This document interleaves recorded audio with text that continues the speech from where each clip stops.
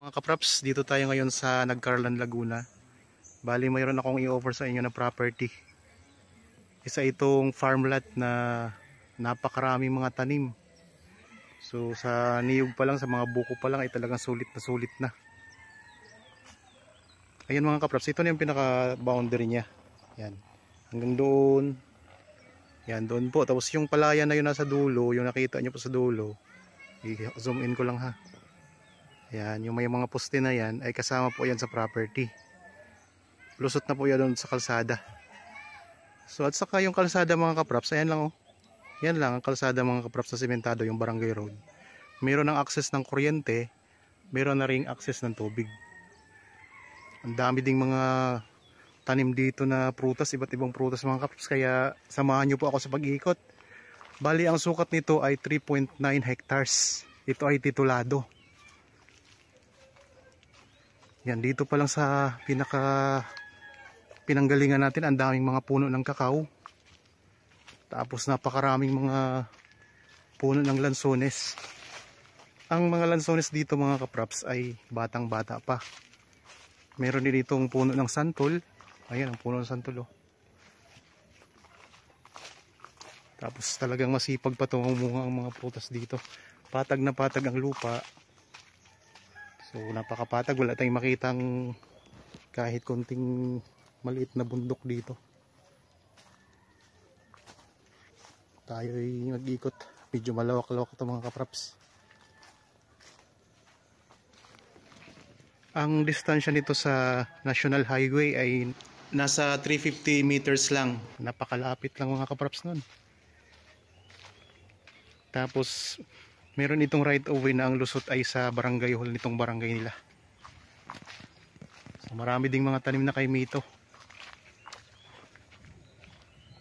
Iba-ibang prutas mga kapraps ang makikita natin dito sa loob ng property. Ito, ang daming mga kakao dito. Yan. Ang dami pating bunga na oh. Ang dami ng bunga ng kakao.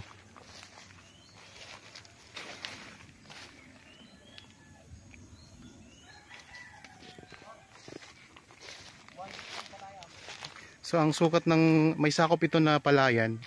Bali ang sukat ng palayan mga kapraps na sakop nitong property ay 1.5 hectares.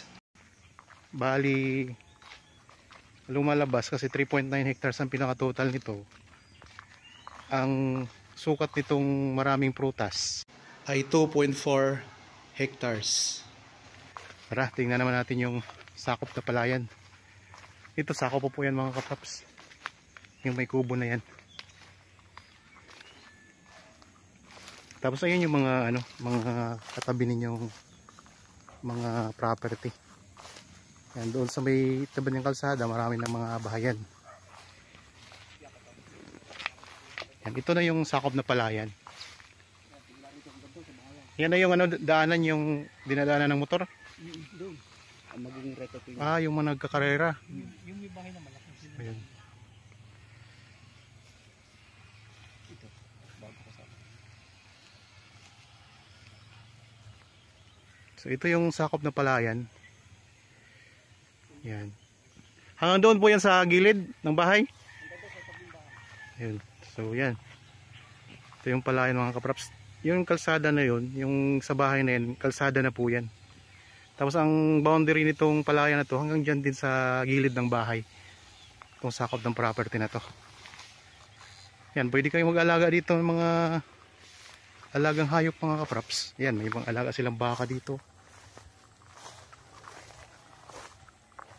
May access na ng kuryente. Mayroon na ring access ng tubig.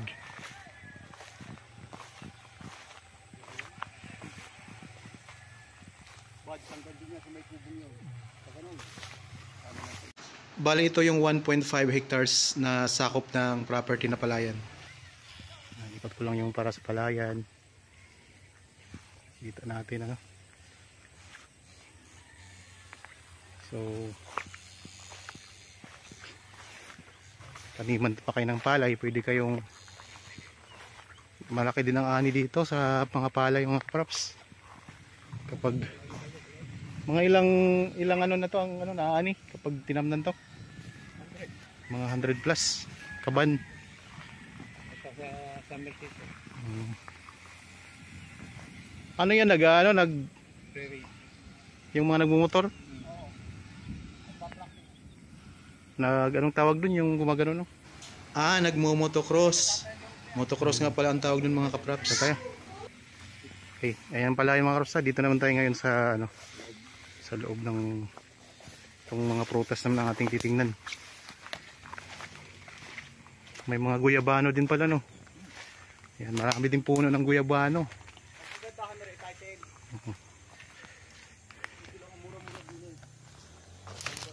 Ang presyo pala nito mga kapraps ay nandyan sa description box at sa title nitong video. Tapos kung may katanungan pa po kayo, pwede kayong tumawag sa amin. Meron tayong contact details, contact number, mag-chat, tumawag para masagot namin ang inyong tanong. Meron ding puno ng mangga. Yan, itong mga santol. May mangga din.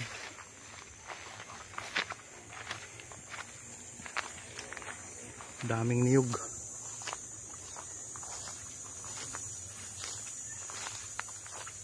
Ang mga niyog dito, yung mga buko niya, binibili na agad. Tapos binibenta ng mga namimili. Magkano dito ang bilihan ng buko kuya? Kada isa? Yun, 7 pesos daw po ang bilihan ng buko dito. Bawat isa. Isang buko. Kaya, yan, tingnan nyo naman, ang daming mga puno ng niyog mga kapraps. Palibot oh. So, ilang buko nang makukuha nyo dyan.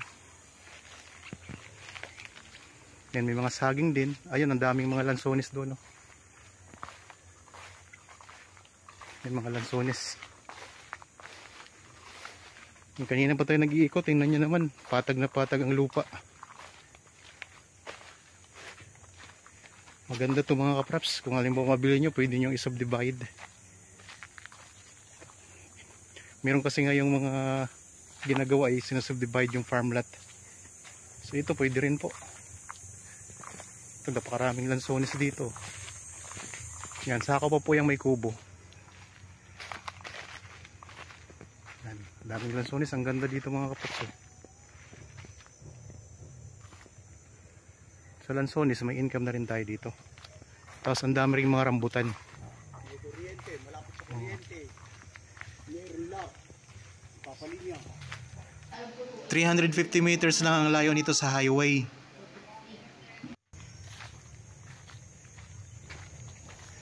Ang nagkarlan ay malapit din po sa bayan ng Kalawan, Victoria, Pila, Liliw, at sa San Pablo malapit lang din, sa Santa Cruz, yung pinakakapital ng Laguna.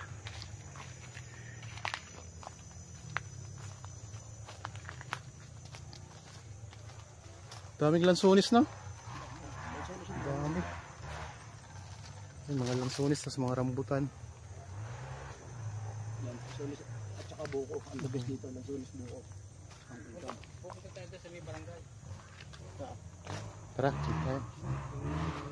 Kapindaan. Oo. May kawayan din pala. May kawayan din. Ito, mayroon ding ano, ang tawag dito, yung lokban.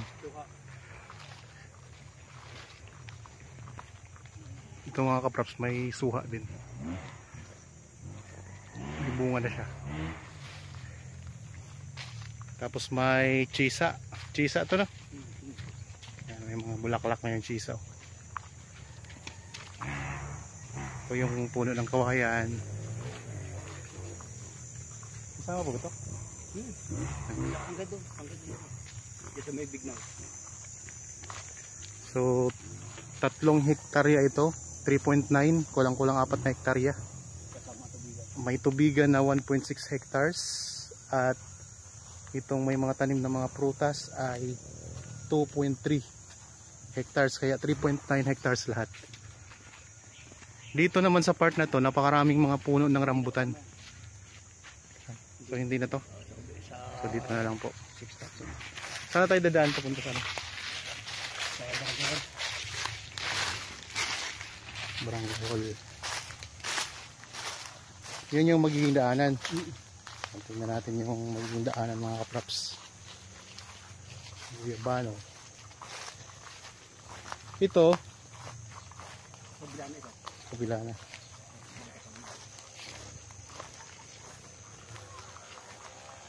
So hanggang dyan po ang property mga kapraps.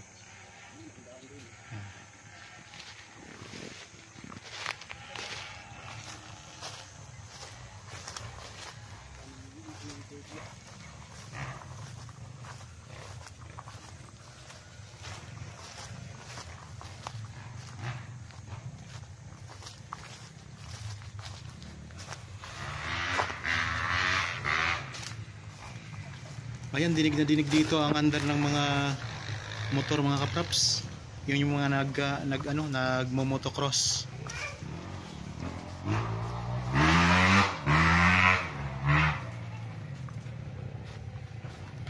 May mga nag-ano dito ng mga motor.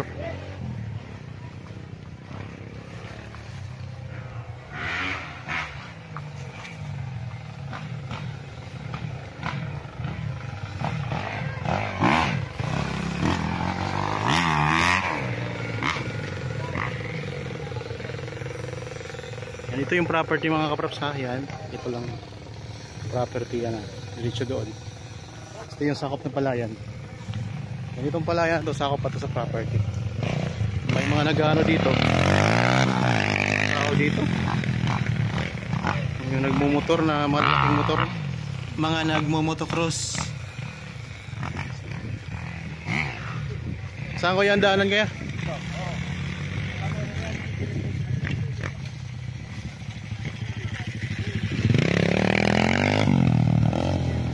Itong dinadaanan natin ngayon mga kapraps, ito yung sakop na palayan ng property. Ito sakop pa itong palayan na to. Hanggang saan po?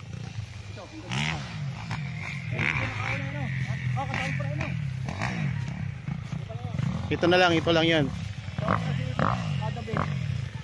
Anong tawag dyan sa mga nagmumotor na yun kuya?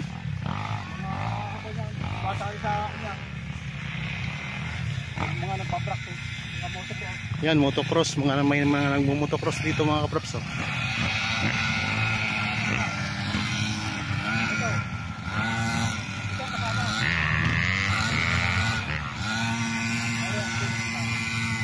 Ito kasama. Ito kasama ba ito mga?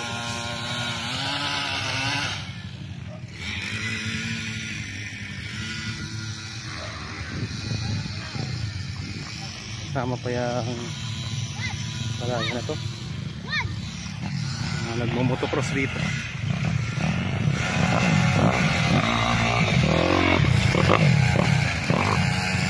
Ayan ang property mga kapraps. Ayan, may mountain view pa pala doon. Kasi ito kasama pa to sa property. Kasi 1.6 hectares ang dito palayan sa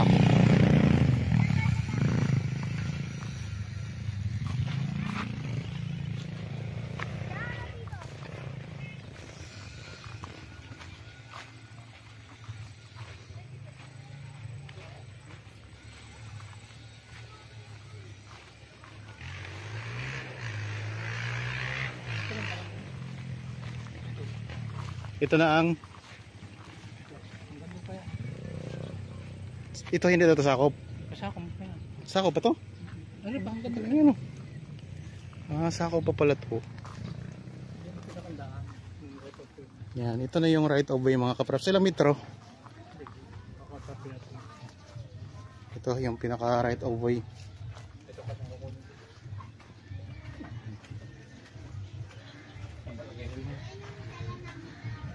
So ito na mga kapraps. Ito yung barangay road. Yan, ito yung barangay road. Kasi yan, malapit lang po sa barangay hall.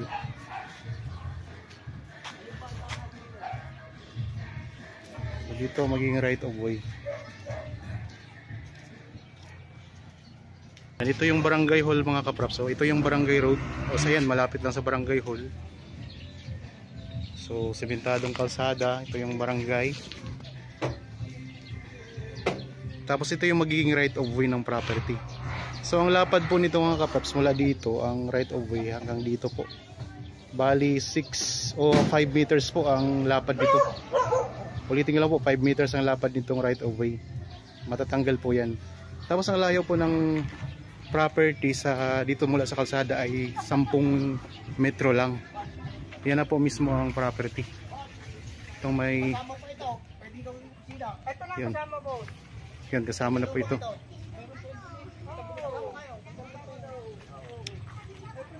So nabanggit ko kanina mga kapraps, ang buong sukat ng property na in-offer namin sa inyo ngayon ay 3.9 hectares. May sako po na palayan na 1.5. 1.5, 1.6 hectares na palayan. Nakita ko sa papel. So 1.5 hectares na palayan. Tapos 2.4 hectares yung may mga tanim na mga prutas. So ito yung pinaka ano. Ito yung pinaka boundary niya. Kasama yung hanggang din yan, bad.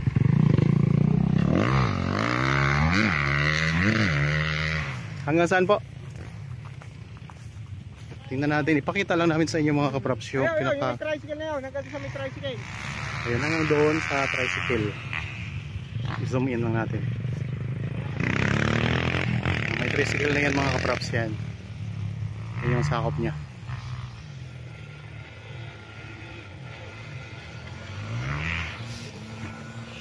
May ipakita lang sa atin yung ano, yung kasama natin yung boundary.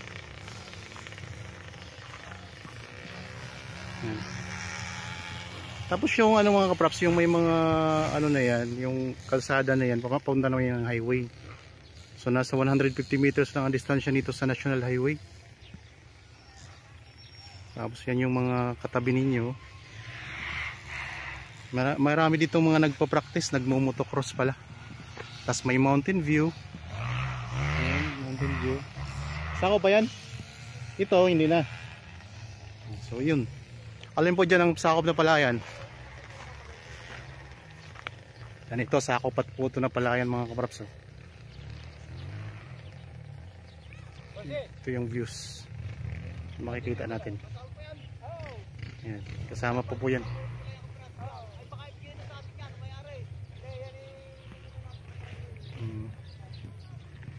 Ito, sakop pa to no? Ayan. So sakop pa po yan mga kapraps. May mga ano, may mga tanim na ornamental bamboo. Tara, doon na tayo kuya, balik tayo doon. Ang ating motor.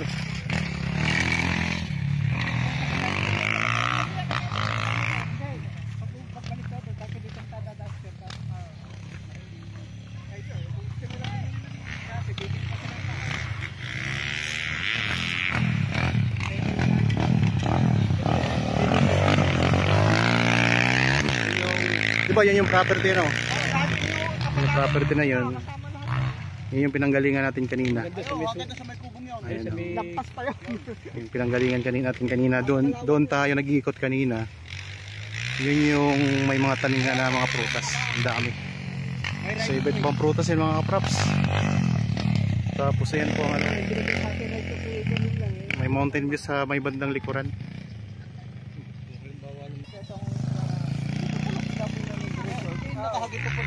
So dikit na dikit lang pala ito sa kalsada mga kapraps. Ano lang, 10 metro lang ang layo sa barangay road. 10 metro lang ang layo sa barangay road no? Oo, 10 metro lang. Mayroon ng linya ng kuryente, mayroon ng source ng tubig. May linya ng kuryente oh. Oo. May lark dyan. May lark pati eh. May... Ano yung lark? Yung Laguna Water. Yun, Laguna Water. Tubig ng kumeryo. Source ng tubig. Ito hindi na to kasama. Kasama ito, kasama. Kasama pa to. So, yan yung boundary ngayon. Ito kasama pa to mga kapraps oh. Boundary ng mga bahay na. Tapos ito, yan buo yan. Yan ganun. yan na. Yan ang pinakang Ano, yan.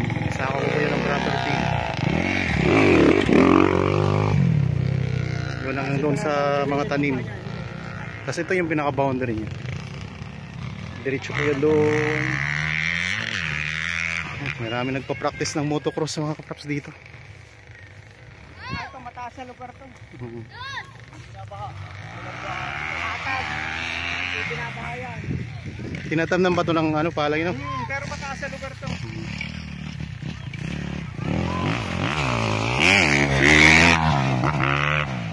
Kung dinadaanan natin ngayon ay sakop to ng property mga kaprapsa.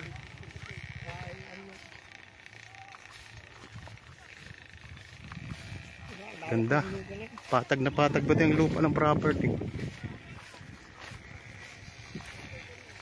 Ito ay palayan pero hindi ito bahain na lugar. Pero may palayan na sila. Tingnan nyo naman, pinagmumotor ng mga... Tingnan nyo, wala nga putik ko. Tingnan nyo, may mga nagmumotocross pa mga kaprapso. Walang putik-putik. Dito sila nagpa-practice ng motocross.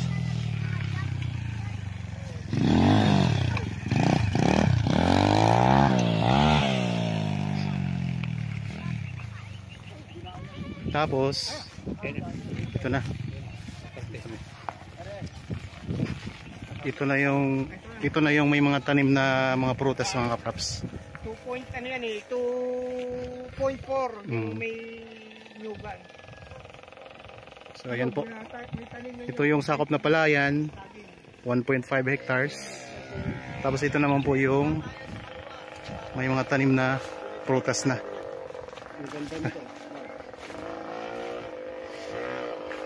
So dito may mga tanim na iba't ibang prutas mga kapraps. May mga santol, may mga saging, may mga maraming mga lansones ito. Lansones, mga puno ng niyog, marami. So sa puno pa lang ng niyog ay talagang sulit na sulit na. Ang isang buko dito binibenta nila ng 7 pesos ang isang piraso. Isa dami ba namang buko nito mga kapraps. Ito may mga puno ng rambutan. Yan, dito sa part ng property, mga puno ng rambutan ang marami dito nakatanim. Tapos may mga lansones din.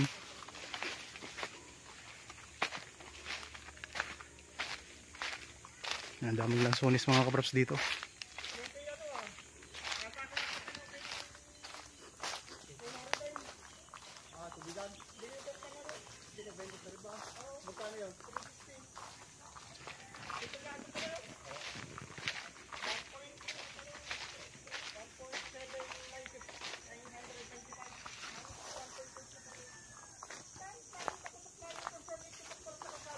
So ang kabuuang sukat mga kaprapsa, nabanggit ko na kanina ay 3.9 hectares.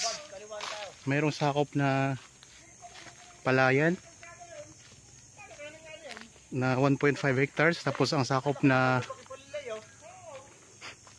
ng itong mga tanim na to, itong may mga prutas na to ay 2.4 hectares ito. Daming mga tanim mga kapraps, iba't ibang prutas to. Ito may mga tanim din na kawayan, lukban, tapos may chisa, mga rambutan, lansones, to mga lansones. Dami mga kapraps.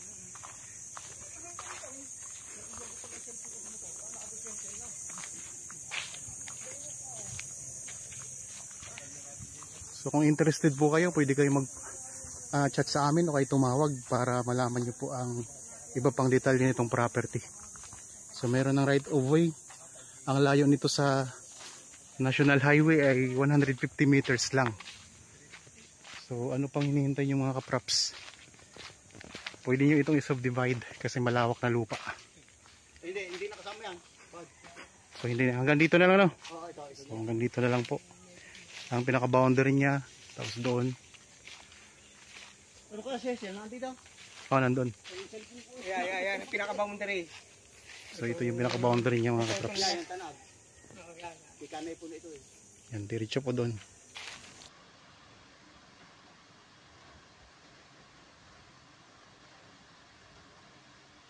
Okay, maraming salamat po sa inyong panonood mga kapraps. So contact lang po kayo sa amin kung may mga katanungan kayo sa property. Ito ay titulado at ang presyo po ay nandyan sa description box at sa title nitong video. Okay po, maraming salamat mga kapraps.